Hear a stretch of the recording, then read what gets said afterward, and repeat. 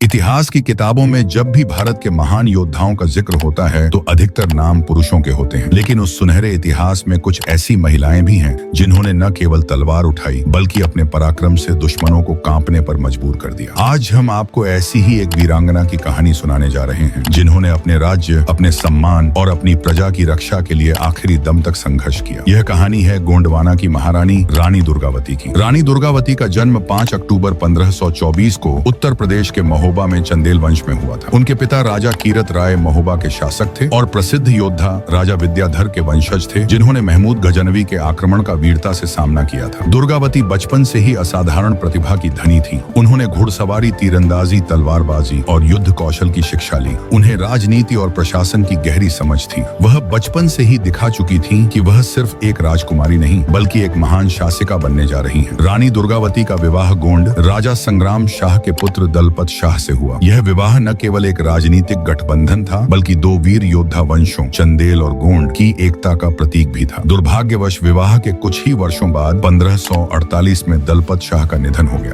उस समय उनका पुत्र वीर नारायण केवल 5 वर्ष का था। तब रानी दुर्गावती ने गोंडवाना राज्य की बागडोर अपने हाथों में ली। प्रारंभ में दरबारी और जनसामान्य संदेह में थे कि क्या एक महिला राज्य चला पाएगी, लेकिन रानी दुर्गावती ने बहुत जल्दी अपने कुशल प्रशासन, बुद्धिमत्ता और साहस से सबको चकित कर दिया। रानी दुर्गावती का शासन काल गोंडवाना राज्य के लिए एक स्वर्णिम युग था। उन्होंने प्रशासन में पारदर्शिता लाई, कर व्यवस्था को सुधारा और जनता के हित में कई योजनाएं चलाई। उन्होंने अपनी राजधानी को चौरागढ़ किले में स्थानांतरित किया जो रणनीतिक रूप से एक मजबूत स्थान था। उन्होंने जलाशय, मंदिर, सड़कें और किले बनवाए। जबलपुर में स्थित रानी ताल आज भी उनकी दूरदर्शिता का प्रमाण है। उन्होंने धर्म और जाति से परे सभी को न्याय दिलाया। वे न केवल एक शासिका थी बल्कि जनता उन्हें जननी के रूप में पूजती थी। उनका सैन्य बल सदैव तैयार रहता था और वे स्वयं युद्ध अभ्यासों में भाग लेती थी। जब रानी दुर्गावती गोंडवाना को प्रगति की ओर ले जा रही थी तभी एक बहुत बड़ी चुनौती सामने आई, मुगल सम्राट अकबर का साम्राज्य। अकबर ने 1664 में अपने सेनापति आसफ खान को गोंडवाना पर चढ़ाई करने के लिए भेजा। रानी को सलाह दी गई कि वह समर्पण कर दें क्योंकि मुगल सेना बड़ी और अधिक सुसज्जित थी, लेकिन रानी दुर्गावती ने स्पष्ट शब्दों में कहा, जीवन से हार जाना बेहतर है लेकिन आत्मसम्मान से हार नहीं। इसी निर्णय ने उन्हें इतिहास के पन्नों में अमर कर दिया। आसफ खान की विशाल सेना जब गोंडवाना की सीमाओं तक पहुंची तब रानी दुर्गावती ने मात्र 20,000 सैनिकों के साथ नर्रई के मैदान में मोर्चा संभाला। यह स्थान नर्मदा और गौड़ नदियों के बीच स्थित था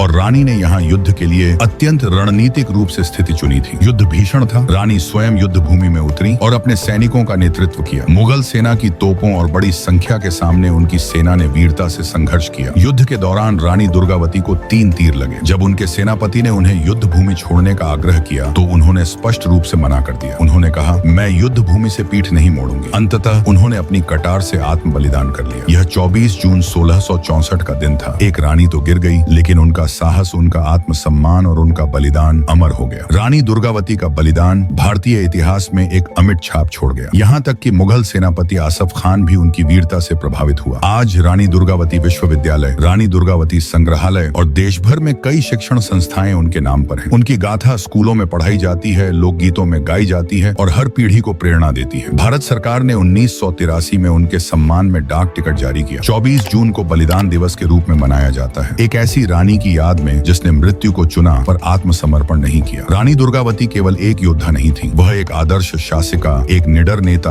और अपनी प्रजा की रक्षक थी। उनका जीवन हमें सिखाता है कि नेतृत्व का मतलब केवल सत्ता नहीं होता बल्कि साहस, कर्तव्य और आत्मसम्मान होता है। आज जब हम महिला सशक्तिकरण की बात करते हैं तो रानी दुर्गावती हमें यह दिखाती हैं कि सशक्त नारी कोई नया विचार नहीं बल्कि हमारी सांस्कृतिक विरासत का हिस्सा है। आइए उनके जीवन से प्रेरणा लें और उनके बलिदान को कभी न भूलें।